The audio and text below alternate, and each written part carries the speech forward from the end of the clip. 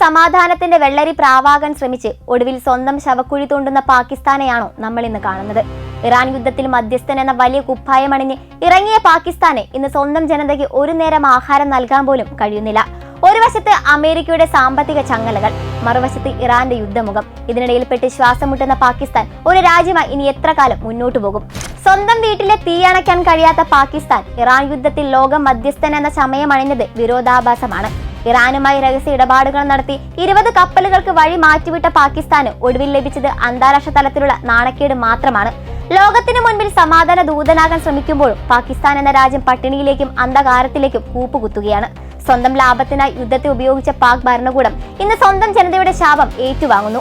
അമേരിക്കയുടെ ചതുരംഗ പലകയിലെ വെറും കരു മാത്രമായി പാകിസ്ഥാൻ മാറിയിരിക്കുന്നു. ഇറാന്റെ കരുത്തിന് ഭയക്കുന്ന അമേരിക്ക IMF എന്ന ആയുധം ഉപയോഗിച്ച് പാകിസ്ഥാനെ സാമ്പത്തികമായി ശ്വാസം മുട്ടിക്കുകയാണ്.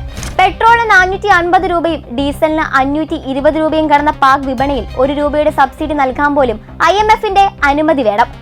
അമേരിക്കയിൽ നിന്ന് എഴുതി തരുന്ന തിരക്കഥയ്ക്ക് അനുസരിച്ച് തുള്ളുന്ന ഒരു പാവ ഭരണകൂടമായി പാകിസ്ഥാൻ അധപതിച്ചു കഴിഞ്ഞു.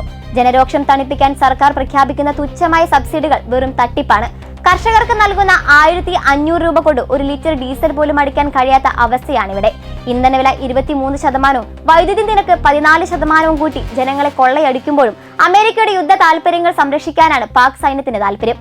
സമാധാന പ്ലാനുകൾ മെനയുന്നതിന് മുൻപ് സ്വന്തം ജനതയ്ക്ക് ആഹാരം നൽകാൻ കഴിയാത്ത പാകിസ്ഥാൻ ഒരു രാജ്യമെന്ന നിലയിൽ അതിന്റെ അന്ത്യത്തിലേക്ക് വേഗത്തിൽ സഞ്ചരിക്കുകയാണ്.